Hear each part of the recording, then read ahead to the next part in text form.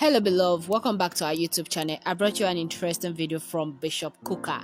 Bishop Kukah has a lot to say in this video, so I'm not going to bore you. I'm going to let you watch the video. Please subscribe. Here's the video. Excellencies, Mr. President and the Vice President and our brother, friend, the former President of Kenya, other distinguished ladies and gentlemen, I'm sure that many of you may already be nervous as to what Bishop Kukah is going to say. I feel like Miriam Makeba, the late Miriam Makeba. She said that every time I stand up to speak, they will say, here comes the troublemaker. But President Uhuru Kenyatta, I really want to thank you. I mean, your most eloquent speech struck a chord. And had I received a copy of your speech earlier, I think that even that alone should have broadened the scope of our conversation. As you can see, the Sultan and I are different. He's taller than me. He has a much more regal appearance. And he's spoken to you about the caliphate and its wonderful values. I'm a citizen of Nigeria living in Sokoto, but I'll come from a slightly different perspective, from the point of view of constitutionalism and constitutional governance and how all this fit into religion. Because I think the temptation for many of us is to assume that somehow religion is a problem. And I think the former president's speech made the point very clear that religion, just like any other form of identity, whether it's ethnicity, religion, gender, the real problem is when these categories are left unattended to. It is then that they provoke problems. So I really think that we must appreciate the fact that all the values and the temptations, the trials that the people of Kenya have gone through. In summary, what struck me very powerfully was the idea of the tyranny of numbers, the tyranny of victory. And if I may add, the arrogance and the triumphalism that tends to characterize victory, and how dangerous all these are. Because numbers are important, but they're only important up to a point. And the real challenge is what you do and how you aggregate these numbers for national development. And I think Nigeria and Africa in general must wake up to the threat that is posed by the emergence of what you call illiberal democracy. 20 years ago, this word was not talked about, but now it is in the vocabulary of political science, that there is a resurgence of democracies that look like democracies but don't work like democracies. They conduct elections, they have judiciaries, they have political parties, but in the final analysis, they are a halfway house between the values of democracy and dictatorship and tyranny. And I think that the guest speaker has given us all the ingredients we require to be able to walk through the challenges. And I saw the Vice President-elect smiling. He's somebody I already know, and I appreciate the depth of his intellect and his capacity to process a lot of the issues that are on the table.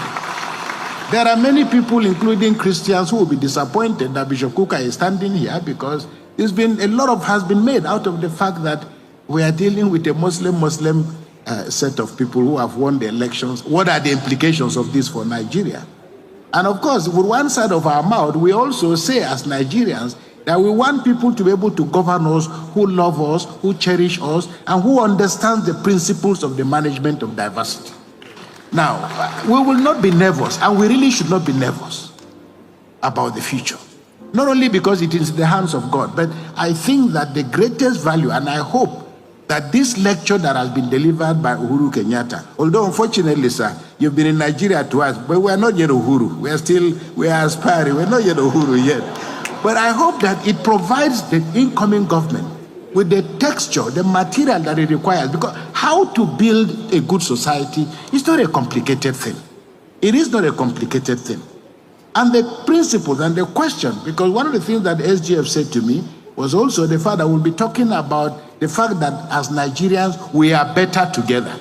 Everybody knows that we are better together. But the first question to ask is, who are we?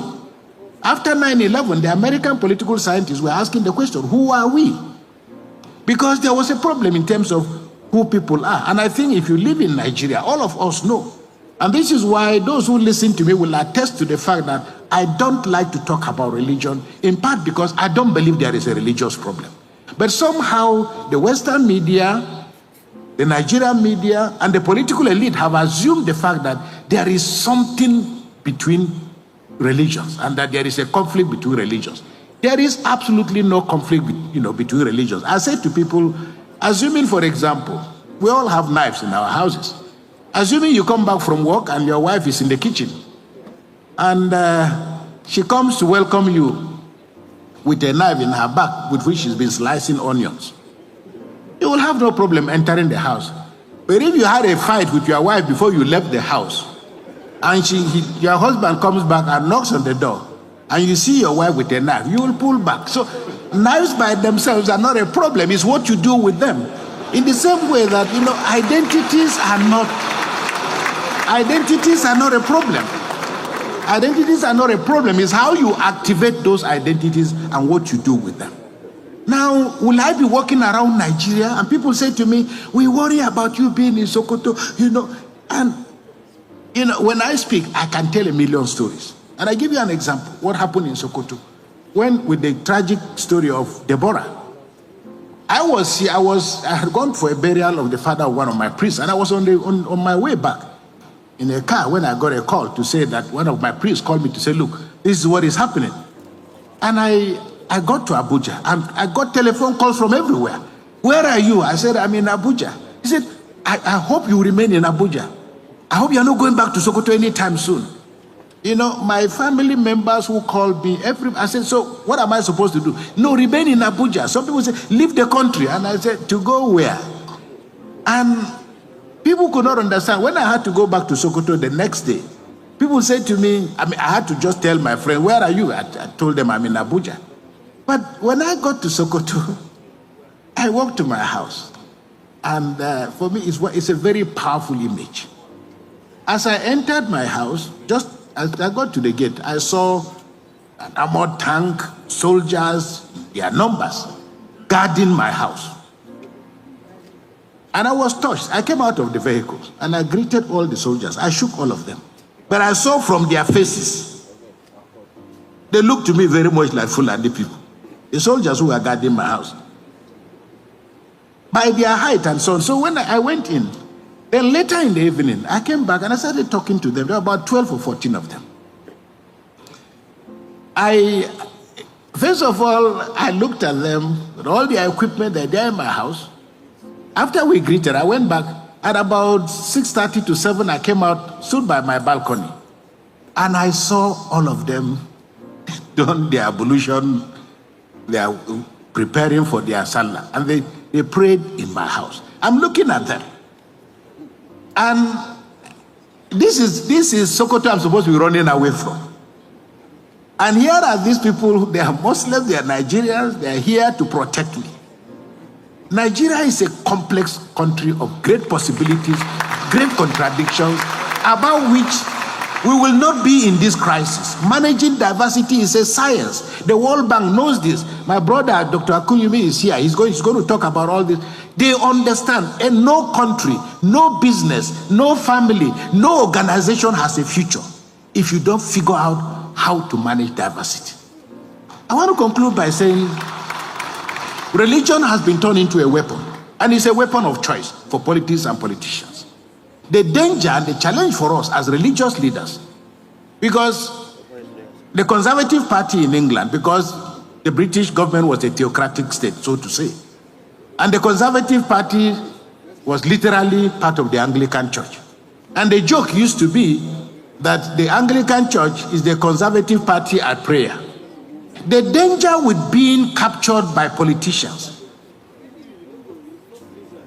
is that religious leaders, and I tell people, when people talk about Asiwaju Bola Tinubu, Atiku, Peter Obi, and all of these people, I work with the Vice President-elect.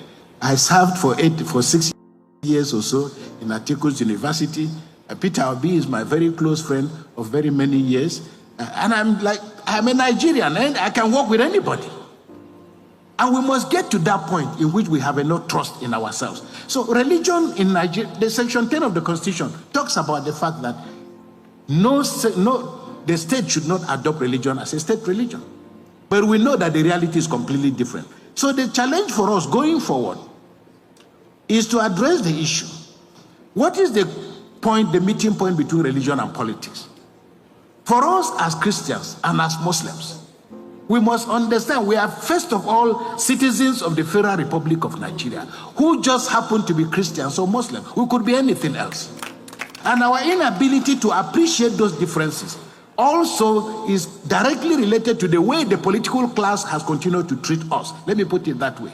Because if you are not able to manage diversity well, people have gotten out their pens and their pencils. When you call out ministers, everybody is looking at who is from my village, who is from my town. Because, no thanks, we have come to associate opportunity, privilege with having your own person in power. It's not the way to go, but the reality has led us otherwise. So I want to say that, first of all, Nigeria must heal. Nigeria must heal. But we also must have the courage to identify the scars, the wounds, the injuries. The worst thing that can happen to us is to pretend that everything is okay, because everything is not okay.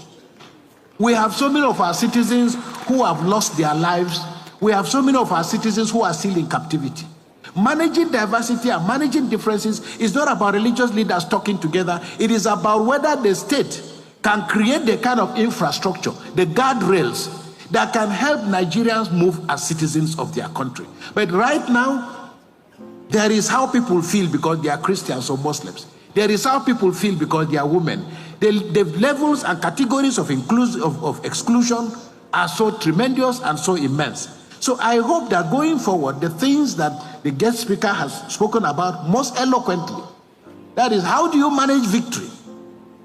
How do you manage victory? How do you mutate from being a politician who was contesting election to being a politician who has won elections? Very often, and what is clear to us in Africa, why religion, why ethnicity, why all these things continue to injure our countries, is largely because we have not come to terms with the fact that power is just about, as somebody said, our turn to eat. Michaela Wrong's book, I know Michaela pretty well. She autographed a copy of her book. But her arguments were most eloquent, because her arguments were largely, if the Kalenjin did very well under Arab Moi, and if your dad and Mwai Kibaki and other people who are, if they've done well, it was almost natural that the man contesting for election against you would say, it is our own turn to eat. And we can see what power has been. Therefore, it is our turn to continue with the things that other people have done, privilege their community, privilege their... So we cannot grow a country like this. We will remain volatile. And as you see on a racetrack, everybody stands or kneels differently. There is no advantage. The locations may be different. But when the gun is fired, the man who is right closer to the inner part of the ring is a little bit away. We don't expect that all of us will finish, but let us create an environment in which all of us can compete, and we will win according to our energy and our speed.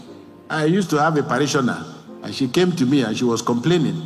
You know, when the WAEC, that is the local school examination, when they are over, most people will come to you and they say, my son passed WAEC. But if they don't pass, they say, WAEC failed my son. So the challenge for us in Nigeria is to create a condition, a situation in which all of us can compete. We will never win the same prize. But let there be, as His Eminence the Sultan said, let loss of elections not be a punitive, because the problem with Africa, when you lose the elections, you don't get a chance to get back in. When you lose the elections, you can tell, you can lose your life. But it also means that there will be no road to your village, that there will be no water. And African politics must remain and will remain violent unless and until we find an equilibrium in which, one, we are citizens of a country. My constitution allows me the right to stop being a Catholic or to stop being a Christian today. His Eminence always jokes with me. He says to me, you know, they sent you to Sokoto so that we can convert you and make you a Muslim. And the Constitution allows that. But I also let him know that I'm looking forward to the day that I will also either baptize him. But we can talk about that. But the challenge for those, and I want to end by saying, right now, 133 million Nigerians are suffering from various levels of multidimensional poverty. Okay? I've not turned the light and seen a part where Muslims are living that they have light. I've not seen a part of the country where Muslims are eating and the rest of us are not eating. So we must come to terms with the fact that we are not bleeding, we are not suffering because we are Christians or Muslims, but we are in a country that is malfunctioning. How to make that country work for the rich, for the poor, for the aged, and for everybody is a challenge. It's not a challenge that everybody can win, but I think it's a challenge that a government that appreciates it doesn't have all the answers must come to terms with the fact that there is a way of looking for and finding answers. I would like to just end by saying, and I make the point very clearly, it is in the struggle with the problems of Nigeria, I remain exceptionally optimistic. I travel the world. People say to me after, where do you find this courage to say that Nigeria is working? When you say, okay, it may not be working, but this is one of the most beautiful countries in the world. And I'm not being flippant. When I went to the United States of America to study, I preached in a church. The parish priest called me and said, listen, you know, you speak with such eloquence. I'd like you, we'll get you a green card. You know, you can settle here in America. And I looked at him. I said, you know, this God is a wonderful God. You are giving me a green card. My passport is actually a green passport. So what am I doing with a green card? So the young Nigerians who are living in our country, I always say to them, no, I'm not worried. Really, I'm not worried. Let them go. It's for the good of the country. The challenge for us as Africans is to think the way the Asians have thought. That is, you go to Europe, you go to America with a purpose. But that purpose means coming back to develop your country. But it also means that that country must create an environment in which you can feel confident to come and present the gifts that God has given you. You know, I have two young men. They're in America. They just finished from a prestigious university. I said, when are you coming home? They said, Bishop, coming home to do what? I said, no, coming home to... He said, we don't have an uncle who is a senator. We don't have anybody in government. What are we coming to Nigeria to do? So, Mr. Vice President-elect, the challenge for you is to make this country believable, livable, credible, so that all of us together can stand in one tent and build a great nation. Once again, Secretary to Government, I want to thank you and thank the organizers for inviting me. God bless you and God bless our country. So guys, you heard what Bishop Kukah has to say. See, this video is just a handful, but I'm not really going to talk much. I'm not going to bore you, but there are some few things I just want to say. What is going through your mind after hearing Bishop Kukah speak, address a lot of people in this conference and all that, both the presidents, governors and all that, even the emir was there and a whole lot. So I just want to know your opinion, know your thought after hearing what Bishop Kukah has to say in this conference and all that. So I don't really know. A lot was going through my mind that, and from the beginning he sees that, when he was coming, I know that a lot, when they called him on stage, a lot of people will be like, what is Kukah coming to say again and all that. See, at least they have that fear in their heart that Bishop Kukah is going to talk. He's one man that is a respecter of nobody and all that. He's going to speak on things that he sees and all that. And I feel like we should appreciate such people in our society, in our midst and all that, because it's a whole lot. And see, a lot is happening in our nation. It's very, very disturbing and all that. But what can we do? This is Nigeria. A lot of people intend to get away with a whole lot of things, and the economic crisis, people are facing a whole lot. And Tinubu has been a year and some weeks in office, and I feel like there's no change that is currently being met or made at this point. But what can we do? We just have to pray. This is Nigeria. We are subjected to say that everything we should cry to God and all that. See, let's leave God to rest and carry matters into our own hand for just for some period of time and see whether change will be made, because God has given us power, dominion over everything. So I feel like there are things that we need to do on our own. It's not everything that we need to shout and call upon God to come to our aid, because I feel like we have been given the mantle to do that. So guys, that is just the video I decided to bring your way. So let me know your opinion at the comment section below. But before I go, please do where to subscribe, comment, like, share with family and friends so that I don't miss out on any of our content. Thank you very much for watching this video. I will see you in the next one. You are blessed, guys.